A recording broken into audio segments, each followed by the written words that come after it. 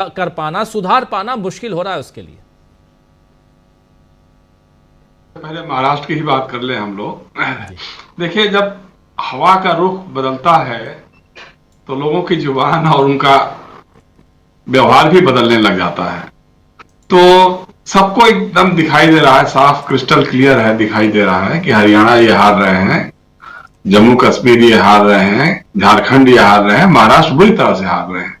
और अगर शरद पवार और उद्धव ठाकरे जरा सा इशारा कर दें या ग्रीन सिग्नल कर दें, कहे भैया आ जाओ पार्टी में, हम स्वागत कर रहे हैं, तो ये सरकार कल गिर जाएगी जो अभी चल रही है। तो लेकिन मुश्किल यह है कि इन लोगों ने तय किया है, शरद पवार ने भी और उद्धव ठाकरे ने भी तय किया हुआ है कि भैया जो भी फैसला होगा जनता करेगी। आपने जो विश्वासघात किया है उसके लिए कोई माफी नहीं है। आपको याद होगा कि अजित पवार ने यह पहली बार नहीं कहा, इसके पहले भी कहा था कि बहन के खिलाफ बीवी को लड़ाना बहुत बड़ी गलती थी, ये भी कहा था उन्होंने। तो लेकिन उसके बाद भी शरद पवार पसीज नहीं रहे हैं। उन्होंने पहले ही घोषित कर दिया है कि नहीं, ऐसे हम किसी को वापस नहीं लेने वाले हैं, भविष्य में देखा जाएगा क्या होता है क्या नहीं होता है। तो भाजपा डरी हुई है पूरी तरह से, इसमें तो कहीं कोई दो राय नहीं है। और देवेंद्र फडणवीस, अभी पिछले दिनों में देख रहा था, किसी चैनल पर देख रहा था, जो उनसे कोई पूछ रहा था, सवाल पूछ रहा था कि साहब हर दिन 6 किसान आत्महत्या कर रहे हैं, अब क्या कहेंगे? वो चुप्पी साध गए जी। अमित शाह जी जो इतने बड़बोलेपन के प्रतीक माने जाते हैं, हमको लगता है कि मोदी जी को भी उन्होंने पछाड़ ही दिया है एक तरह से। उनके पास भी कोई शब्द नहीं मिल रहे हैं। अब जम्मू में जाकर के, कश्मीर में जाकर के वो कह रहे हैं कि साहब राज्य का एकजुटता करेंगे, एक बनाएंगे, हम बनाएंगे। अरे भाई, जब आप बनाएंगे तो आपने बंटवारा क्यों किया था? बंटवारा तो आप ही ने किया था ना, कोई कांग्रेस ने या किसी और ने तो किया नहीं था। राज्य का बंटवारा आपने किया था, 370 आपने हटाया था, यह भी कह देते। लेकिन जमीन खिसक रही है, ये बात सही है, ये इनको साफ साफ दिखाई दे रहा है। हरियाणा में जिस तरह सभी आप बता रहे थे, राखी मित्तल का हो या कन्हैया मित्तल का हो, जो गाने गा रहे थे और ये सब कर रहे थे, उन अंधभक्त भी अब टूटने लगे हैं। सबसे अच्छी बात ये दिख रही है, पहले समर्थक टूट रहे थे, फिर भक्त टूटने लगे, फिर अंधभक्त जो अंधभक्ति में गाते थे, अब वो लोग भी टूटने लगे हैं। आप सोचिए कि हरियाणा में जो पूर्व भाजपा के प्रदेश अध्यक्ष थे रामविलास शर्मा, वो तंग करके खड़े हो गए हैं। उन्हीं के नेतृत्व में पहली बार सरकार बनी थी, मुख्यमंत्री उनको बनना था, लेकिन मनोहर लाल खट्टर को मोदी जी ने बनवा दिया था। विधायक छोड़ के जा रहे हैं, नेता छोड़ के जा रहे हैं, तो सबको साफ साफ दिखाई दे गया है। पहले भाजपा ने एक रणनीति बनाई थी कि साहब अदर देन जाट्स, जो 36 बिरादरी और ये है, उनको लेकर के हम चुनाव लड़ेंगे। सैनी समाज है, बाकी और ओबीसी की जातियां हैं, यादव अहिरवाल के लोग यादव हैं, लेकिन ये बात भी सिरे नहीं चढ़ पा रही है। घूम फिर करके कहीं का दिखाई नहीं दे रहा है कि मतलब सैनी समाज थोड़ा बहुत जो होगा सो होगा। हालांकि उसमें भी कांग्रेस ने काफी इनरोड किया है, उसके लोग भी वहां बहुत से सक्रिय हैं लोग, वो कभी बात चढ़ नहीं पा रही है। सबसे चिंता का विषय उसको दलित का है। दलितों में अब उन्होंने कोशिश तो किया कि साहब मायावती को घुसाया जाए, मायावती और चौटाला जी के बीच में कोई समझौता होगा तो दलित मतों का बंटवारा हो जाएगा, ओम प्रकाश चौटाला, दुष्यंत चौटाला जाट वोटों में सेंध लगाएंगे, ये सारा कुछ कर रहा है। लेकिन मुश्किल क्या है कि अभी चुनाव सीधा सीधा कांग्रेस बनाम भाजपा हो गया है। अब बाकी जो पेरिफेरियल ताकतें हैं, अब उनके लिए मत विभाजन करने के मूड में मतदाता नहीं दिखाई दे रहे हैं। आम आदमी पार्टी के साथ अगर कांग्रेस का समझौता हो जाता है तो उससे अच्छी कोई बात नहीं होगी, लेकिन अगर नहीं भी होता है तो लोगों ने अपना मन बना लिया है। किसानों ने, चाहे वो जाट हो चाहे किसी भी जाति के किसान हो, जो किसान तो किसान ही होते हैं, जवान है, जवानों के परिवार हैं, इस सारे लोगों का एक जमघट, एक तरह से एकजुटता जो है कांग्रेस के पक्ष में वहां दिखाई दे रही है, और इसको लेकर के भाजपा परेशान है। अब जो मोदी जी की बात है, जैसे अभी आपने कहा राहुल गांधी जा रहे हैं, अमेरिका में गए हैं और उनको वहां जो समर्थन मिल रहा है, तो सबसे बड़ी प्रॉब्लम मोदी जी के लिए हो गई है कि अब वो फोकल पॉइंट वो नहीं रह गए हैं। अब फोकल पॉइंट जो है राहुल गांधी हो गए हैं, चाहे देश में हो चाहे विदेश में हो। अब जो बात वो कह रहे हैं उसको आप फॉलो कर रहे हैं, जो बात वो जो मांग कर रहे हैं उस मांग को आप पूरा करने जा रहे हैं।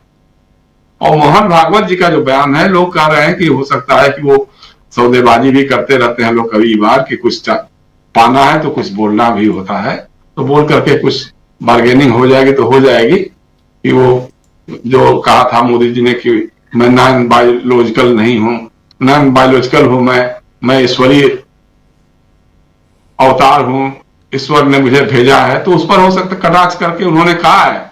और जाति जनगणना के बारे में बहुत गोलमोल कहा है, मतलब उसमें कहीं ये नहीं है, उसको समझने में हम लोग गलत न करें जी।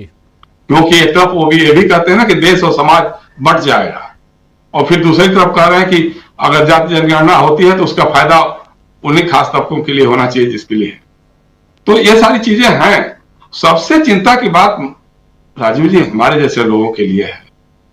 मैं मणिपुर जाते रहा हूं, आज तक प्रधानमंत्री मणिपुर न गए नहीं। चुनाव हो गया, विधानसभा का लोकसभा का चुनाव हो गया, एक बार भी उनको चिंता नहीं हुई। वो यूक्रेन और रूस के बीच में युद्ध बंद कराने में संघर्ष कम करने के लिए, संघर्ष विराम कराने के लिए उनके लोग सक्षम बता रहे हैं कि बहुत समर्थ है, बहुत सक्षम है। हालांकि इतना बड़ा तंज किया जेलेंस्की ने यूक्रेन के जो ये हैं राष्ट्रपति कि साहब वो तो चाहते तो तुरंत रोकवा देते युद्ध। अगर वो रूस से तेल लेना बंद कर देते तो युद्ध रुक जाता। एक तरह का तंज था, लेकिन फिर भी ये उसी में मस्त मगन है। तो ये सब कर रहे हैं, वो दुनिया भर घूम रहे हैं, लेकिन मणिपुर नहीं जा पा रहे हैं। मणिपुर की हालत ये हो गई है कि मतलब पुलिस से लेकर के प्रशासन, सरकार, विधायक, मंत्री सब बट गए हैं कुकी और मैतेई लोगों के बीच में। मतलब कुकी लोग जो पहाड़ी इलाकों में रहते हैं, सीमावर्ती इलाकों में रहते हैं, वो अब इम्फाल हवाई अड्डे पे नहीं आ सकते हैं। उनको अगर फ्लाइट पकड़नी है, जहाज पकड़ना है, तो उन्हें 12 घंटे घूम करके जाना होगा, रास्ता पकड़ करके मिजोरम। अस्पताल बड़े हैं, उनमें नहीं जा सकते हैं। ये हालत हो गई। मैतेई उस इलाके से नहीं जा सकते हैं जहां जहां वो कुकी लोग रहते हैं। नगा अलग से है, वो अपना सीमावर्ती इलाकों में वो है। और मुख्यमंत्री जो है, मतलब कहने में क्या कहा जाए। और यहां पे हमको लगता है कि कहीं ना कहीं हमारे प्रधानमंत्री और बीजेपी या अमित शाह जी, वो तो गए भी थे वहां, अमित शाह कहीं ना कहीं ये चाहते हैं कि मणिपुर जलता रहे। क्योंकि वहां पूरे एपिसोड में आप बताऊं मैं कि एकमात्र कोई अगर संवेदनशील था जिसने अपनी संवेदनशीलता दिखाई, राहुल गांधी की बात नहीं है। राहुल गांधी तो यहां से गए थे, वो तो अपना प्रेम बातों की बात करते ही रहते हैं। लेकिन वहां की राज्यपाल अनुसुईया उइके थी, रोने लग गई थी वो महिला। वो राज्यपाल रहते हुए रोने लग गई थी। उस महिला को इन लोगों ने कहा तुम घर जाओ, तुम राज्यपाल नहीं रहोगी, राजभवन से हटा दिया जी। इसका मतलब कहीं ना कहीं इन लोगों के दिमाग में ये बात बैठी हुई है कि मणिपुर जले भाड़ में जाए, हमको कोई लेना। 2 एमपी है, दोनों एमपी इस बार हार भी गए, लोकसभा की दोनों सीटें भी हार गई है, तो कोई बहुत बड़ा फर्क नहीं पड़ता है। लेकिन उसी बहाने हम अपना राजनीति यहां करेंगे। ये इससे बड़ी शर्म की बात भारतीय लोकतंत्र के इतिहास में और नहीं हो सकती है कि एक देश का एक राज्य जो है, उत्तर पूर्व का राज्य जल रहा हो और प्रधानमंत्री वहां जा नहीं रहे हो, कोई अपील तक नहीं कर रहे हो, या जाकर के सद्भावना बैठक बुलाते, सारी पार्टियों को लेकर के बात करते, कोई ये नहीं हो रहा है। वहां से जो सूचनाएं आ रही है राजीव जी बहुत खतरनाक है। अब ड्रोन से हमले हो रहे हैं, रॉकेट जिसे अभी प्रधान बता रहे थे, रॉकेट से लॉन्च किया था जी। तो ये हालतें हैं। तो अब इसके लिए क्या कहा जाए, मतलब मुश्किल यही है कि मोदी जी और अमित शाह जी का इकबाल टूटा है। लोगों में भरोसा नहीं रह गया है कि अभी अब चुनाव हमको जिता सकते हैं। जैसे 2014, 2019 में, हालांकि 19 में भी अगर पुलवामा नहीं होता तो फिर नतीजे क्या होते देखने वाली बात होती। लेकिन जो भी हो, उसके बाद भी लोगों को लग रहा है कि अब मोदी जी और अमित शाह जी का वो करिश्मा नहीं रह गया है कि वो हमको चुनाव जिता सके। ये इसलिए लोग अब राहुल गांधी की तरफ देख रहे हैं। मैं तो बता रहा हूं कि ब्यूरोक्रेसी में भी बड़े लेवल पे जो बातें होने लग गई हैं कि क्या वाकई राहुल गांधी अगले प्रधानमंत्री होने वाले हैं। तो अगर इस तरह की बातें शुरू हो जाए, बिजनेसमैन इस तरह की बातें करने लग जाएं, मध्यम वर्ग तो कर ही रहा है, तो उससे कहीं ना कहीं भाजपा में बेचैनी और घबराहट बढ़ती ही है। और वो घबराहट बेचैनी बढ़ रही है। मुझे लगता है कि आने वाले दिनों में अगर ये 4 राज्य विधानसभाओं के चुनाव हो गए, ठीक ठाक हो गए और ठीक ठाक से मतों की गिनती भी हो गई, तो चारों राज्यों में भाजपा का सफाया होगा, इसमें कहीं कोई दो राय नहीं होगी। और उसके बाद जो राजनीतिक तस्वीर देश की उभर करके आएगी वो बहुत मजेदार होगी राजीव जी। जी जी बिल्कुल बिल्कुल। दो राज्यों में चुनाव